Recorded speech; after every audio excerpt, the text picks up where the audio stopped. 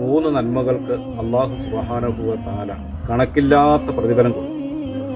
ആ നന്മകളുടെ പ്രതിഫലം കണക്കാക്കാൻ കഴിയില്ല.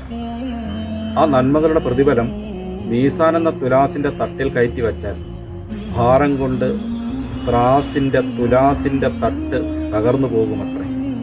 ഒന്നാമത്തെ നന്മ നോമ്പാണ്.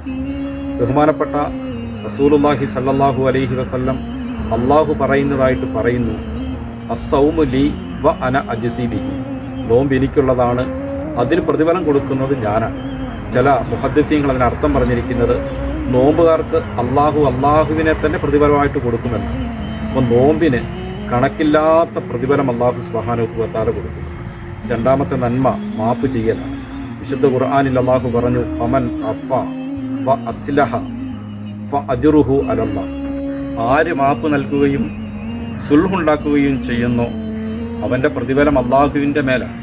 എന്ന് വെച്ചാൽ അള്ളാഹുവിന് കണക്കില്ലാത്ത പ്രതിഫലം കൊടുക്കുമെന്നർത്ഥം. മൂന്നാമത്തെ നന്മ ക്ഷമയാണ്. ഇന്നമാ യുവഫസ് സാബിറൂന അജ്റഹും ബിഗൈരി ഹിസാബ്. ക്ഷമിക്കുന്നവർക്ക് അല്ലാഹു സുബ്ഹാനഹു വ തആല കണക്കില്ലാത്ത പ്രതിഫലം കൊടുക്കും. ഈ 3 നന്മകളുടെ പ്രതിഫലം എത്രയാണെന്ന് അല്ലാഹു വ്യക്തമാക്കിയിട്ടില്ല.